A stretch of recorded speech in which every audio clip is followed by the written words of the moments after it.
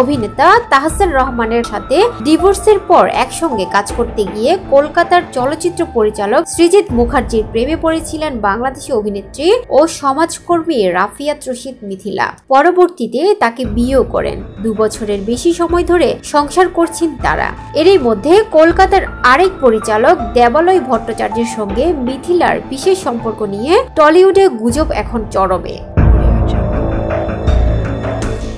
এক সাক্ষাৎকারে দেবালয় জানান, মিথিলার সঙ্গে পরিচয় ছিল না, শুটিং সেটে আলাপ হয়েছে। ওর সঙ্গে বন্ধুত্বটা খুবই ভালো, অসম্ভব ইন্টারেস্টিং, শিক্ষিত এবং বুদ্ধিমতী একজন নারী মিথিলা।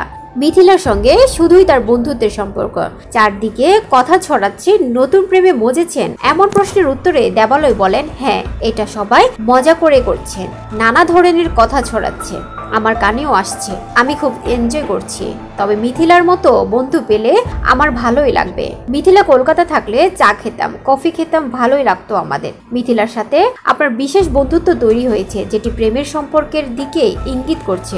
এমন প্রশ্নের জবাবে দেবালয় বলেন, মিথিলাকে নিয়ে সৃজিতের সঙ্গে আমার ভালো কথা হয়, আমি সৃজিতকে শ্রদ্ধা করি। আমি আর সৃজিত অনেক দিনের পরিচিত, তাই আমি চাই না কেউ অন্যদিকে ইঙ্গিত করুক। আমি চাই আমাদের বন্ধুত্ব অটুট থাকুক। আমার মনে হয় না এ নিয়ে ওদের মধ্যে কোনো সমস্যা হয়েছে বা আগামীতে হবে।